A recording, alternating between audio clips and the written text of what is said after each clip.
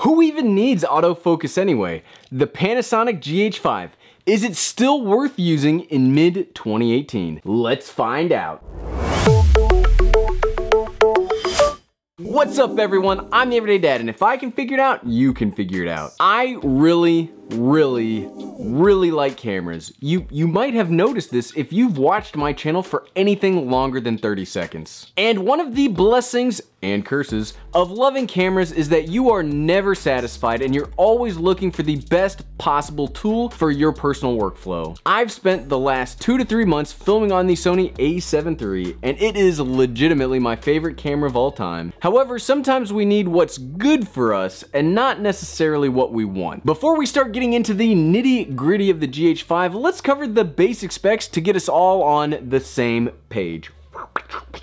The Panasonic Lumix GH5 is Panasonic's borderline professional / prosumer DSLR style mirrorless camera. It has a 20.3 megapixel micro four thirds sensor. It can record in 4K 60 frames per second forever. Seriously, as long as you can feed it power and memory, it will record this forever. So good, so good. It also has a host of professional recording settings like Cinema 4K at 24 frames per second and 10-bit 422. Basically, that's the amount of information and color space recording into each image. It can do that at 4K up to 30 frames per second internal. These are phenomenal specs that nothing else in the price range comes close to, well, except the GH5S. I mean, nothing comes close. If you like slow motion, the GH5 can record at 1080p up to 180 frames per second. And it does this in a really awesome mode called variable frame rate, and we'll talk a little bit more about that in a second. The smaller sensor on the GH5 gives Panasonic the ability to include some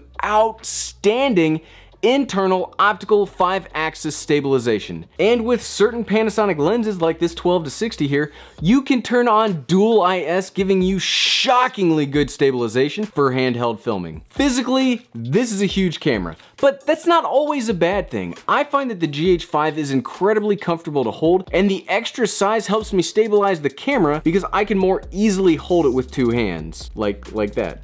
Even though the camera itself is bigger, the micro four thirds lenses are so much smaller than their full frame equivalent. And that's one of my main reasons for going with one of these cameras in the first place. On top of the camera body, you've got all of the buttons you could ever want. And if you want more, or you don't like what they can do, you can customize each button to do almost anything you can imagine. You don't like the ISO button right here? Well, change it. You want a quick setting to get right into filming slow motion and then back into 4K 30 frames per second? Change C1 and C2 and boom, you're back and forth. It's awesome. You also get a full HDMI input. All cameras need this. They all do. Headphone in and out, USB-C for transferring files. Well, I wish you could charge the camera with this too. The Lumix G9 will let you charge through USB-C, GH5 doesn't. On the other side, you get dual SD card slots. I don't know that I can go back to the old ways of a single SD card. And a remote in. On the back, the mode and dial wonderment continues, and yes, you can customize these buttons too. In my mind though, the main feature of the back is the fully articulating screens. Again, another things that all cameras need to have. Not only is it awesome when you are in front of the camera, I mean, it is awesome for that, but one of the benefits of the GH5, you can get pro level displays on this little screen. Waveforms and vector scopes being the biggest ones. We've been talking at this camera for a while now, but after using the camera for a few weeks now, and previously a couple of times for a few weeks at a time, what do I really like and what do I not like so much about the GH5? Let's start off with the things that I don't like, because 2 of these might be a deal breaker for you depending on your personal workflow. First up, we all know what I'm gonna say before I even say it. The autofocus is terrible. Even with the newest firmware 2.3, I consider it unusable. Yes, it will lock onto your subject, but you'll still see that contrast-based autofocus system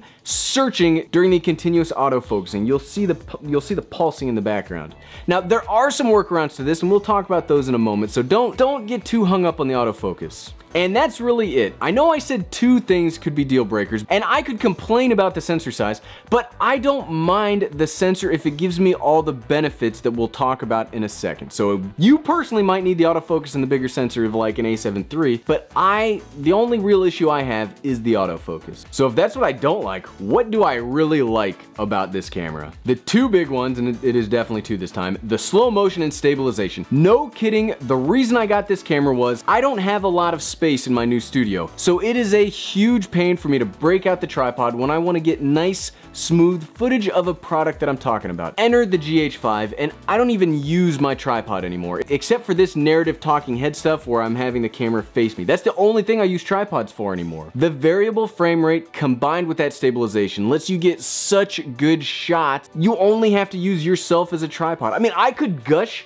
about this for hours because it is so good and it works, and it has slashed my B-roll production time in half. Like, no kidding, I just take the product wherever I'm taking it, handheld it, and it's so good. Something else I really like is how small the lenses are. One of the things that made me want to start moving away from bigger cameras, namely my Sony cameras, is the full frame lenses are huge. I had the 24-105 on my A7 III, and it was just too big for the type of filming I do. The images were fantastic, but that's not the only thing that I'm concerned about. I make mostly online content. You're probably gonna watch this in 140p. I don't need that kind of video detail, so I just couldn't justify using the size and the weight of that lens. Now, I do feel like this video is getting pretty long and I'm getting sick of talking, so I'll talk about two more things that I really like. The full HDMI input is something that needs to be the standard on all cameras going forward. Like, legitimately, full HDMI, one of the most important things I look for in a camera. I live stream every week and use accessories that use the HDMI port, and using micro HDMI port stinks. It gets pulled out very easily, and being small, it can put a lot of stress on that little camera port, and it makes me nervous all the time that it's gonna break and thus break my camera. Full HDMI is so much better. Finally, handling. Handling this camera is a dream. I don't normally talk about how nice cameras feel or how